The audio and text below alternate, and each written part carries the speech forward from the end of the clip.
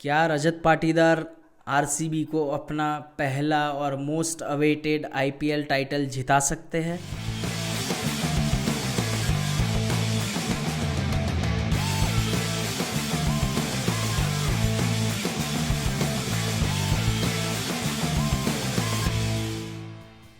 आइए बात करते हैं आरसीबी की और रजत पाटीदार की, जो कि बहुत एक अच्छे प्लेयर है और 2025 में आईपीएल में वो आरसीबी की कैप्टनसी करने वाले हैं, कप्तानी करने वाले हैं।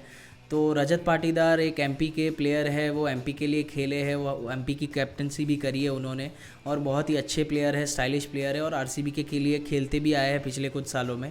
और इस बार उन्होंने रजत पाटीदार को रिटेन किया और उनको कैप्टन भी बनाया है। तो आइए देखते हैं कि आरसीबी का पिछले कुछ सालों में कैसा परफॉर्मेंस रहा है। तो देखने जाएंगे तो 2022 में आरसीबी ने फोर्थ कंप्लीट किया था, 2023 में उन्होंने सिक्स्थ कंप्लीट किया था और 2024 में भी फोर्थ कंप्लीट किया है। तो आरसीबी क्वालिफाई करती हुई आ रही है, पर वही है कि एलिमिनेटर और क्वालिफायर के मैचेस में आके वो लोग वहाँ पे हार जाते हैं और फाइनल के लिए क्वालिफाई नहीं कर पाते हैं।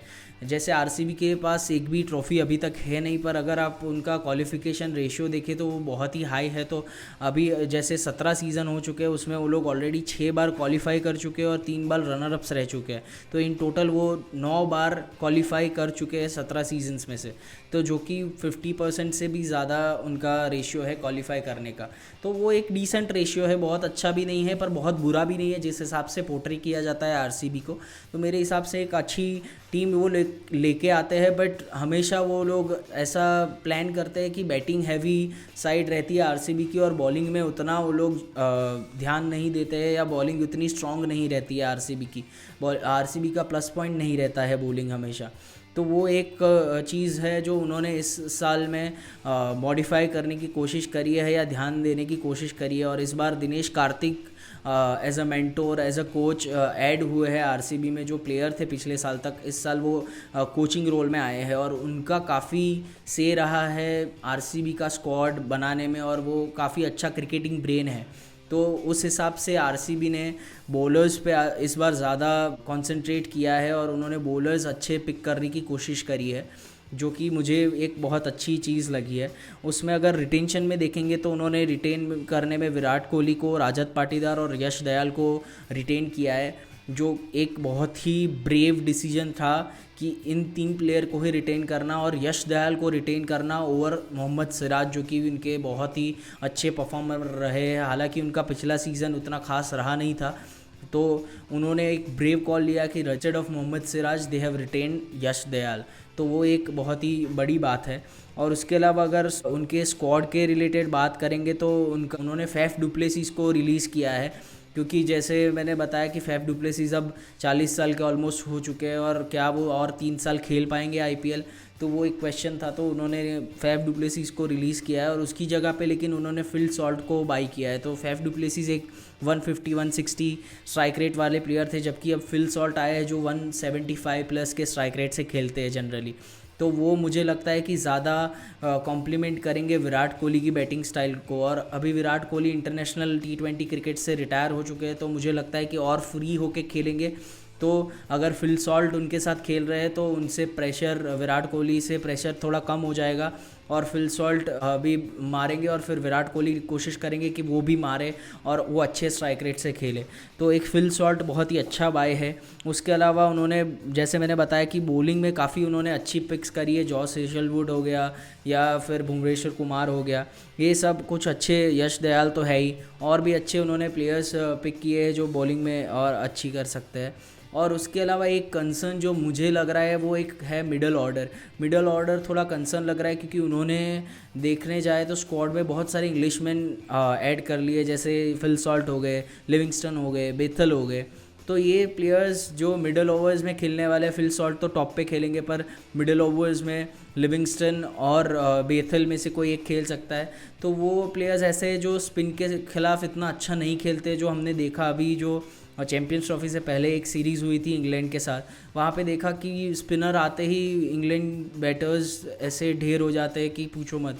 तो वो एक बहुत ही कंसर्निंग थिंग है मेरे लिए कि आरसीबी ने इंग्लिश मैन को इतने ज़्यादा प्रेफरेंस दी है। तो उस हिसाब से है। उसके अलावा उन्होंने ऑलराउंडर्स काफ़ी सारे ऑलराउंडर्स लिए। उन्होंने टिम डेविड, रोमारियो शेफर्ड ये भी लिए हैं। उसके अलावा स्वप्निल सिंह, कुणाल पांड्या को भी पिक किया है। कुणाल पांड्या एक अच्छी पिक है। और बॉलर्स में जैसे मैं बता रहा था कि हेजलवुड है, सुयश शर्मा है, भुवी है, फिर उन्होंने इंगीडी लिया है, थुशारा लिया है, यश दयाल तो है ही। उसके अलावा और भी उन्होंने, और बैटर्स में तो यही रजत पाटीदार, विराट कोहली और फिल सॉल्ट है, और देवदत्त पडिक्कल को लिया है। लेकिन मुझे नहीं लग रहा है कि देवदत्त पडिक्कल ये स्क्वाड में फिट हो पा रहे हैं, क्योंकि वो उनका स्ट्राइक रेट उतना अच्छा है नहीं और उनको ओपन करवा नहीं सकते। मुझे नहीं लगता कि विराट कोहली को नंबर 3 पे खिलाना अच्छा डिसीजन रहेगा, क्योंकि अब विराट कोहली आईपीएल में इस तरीके से फिट हो चुके हैं ओपनर के रोल में कि वो बेटर ऑप्शन है as an opener with Phil Salt. तो ये मेरे कुछ प्लस पॉइंट्स और माइनस पॉइंट्स है आरसीबी के स्क्वाड के लिए। उसके अलावा मैं अगर कुछ बात करूँ तो वो लोग हैवीली रिलायबल है ऑन ऑलराउंडर्स। उन्होंने ऑलराउंडर्स बहुत सारे पिक किए हैं, बैटर्स उतने।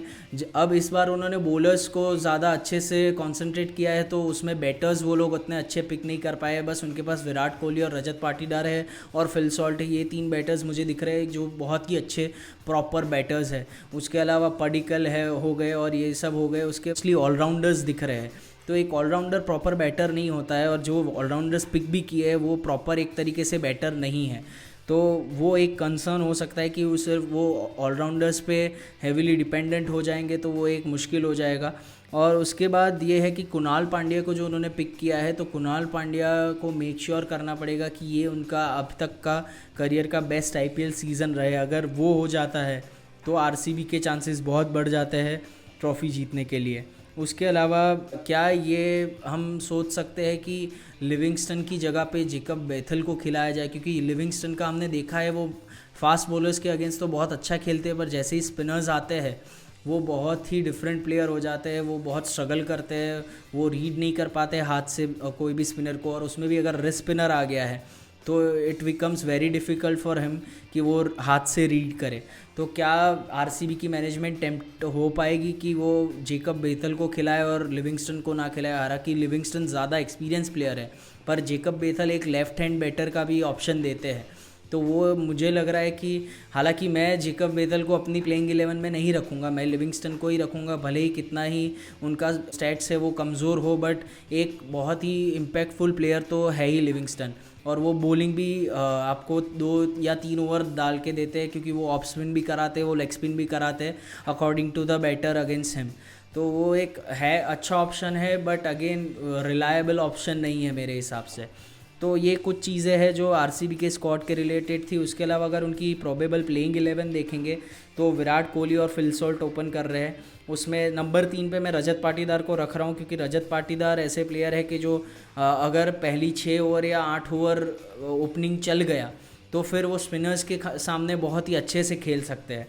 तो वो एक अच्छा ऑप्शन है। उसके बाद नंबर 4 पे लियम लिविंगस्टन को रखा है मैंने, और फिर जितेश शर्मा को नंबर 5 पे। जितेश शर्मा एक बहुत ही अच्छे बैटर की तरह आ सकते हैं और विकेट कीपर भी है वो, तो वो एक ऑप्शन मुझे लगता है कि वो अच्छा है। जितेश शर्मा नंबर 5 पे, और नंबर 6 पे फिर टीम डेविड खेल सकते हैं, और नंबर 7 पे कुणाल पांड्या खेल सकते हैं।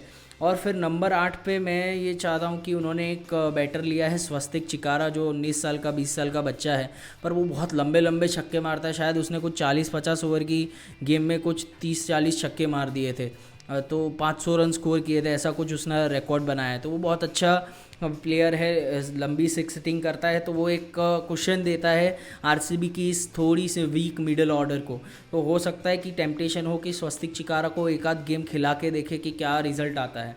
उसके बाद बॉलिंग में अगर देखेंगे तो यश दयाल हो जाएंगे, भुवनेश्वर कुमार हो जाए, और जॉश हेजलवुड तो है ही। ये 3 बॉलर्स तो रहेंगे, और क्योंकि स्पिनर में उनके पास ऑलरेडी ऑप्शंस है विथ ऑलराउंडर की कुणाल पांड्या बॉलिंग डाल देते हैं, लियम लिविंगस्टन भी बॉलिंग डालते हैं, और थोड़ा बहुत टिम डेविड भी बॉलिंग कर लेते हैं, तो स्पिनर्स है उनके पास। तो वो अगर इम्पैक्ट सब में स्पिनर को लाना चाहते हैं तो सुयश शर्मा का जो बाई किया है उन्होंने, जो केकेआर से उन्होंने लिया है राइट आर्म लेग स्पिनर, वो एक अच्छा ऑप्शन है और उसको वो ले सकते हैं और ऐड कर सकते हैं।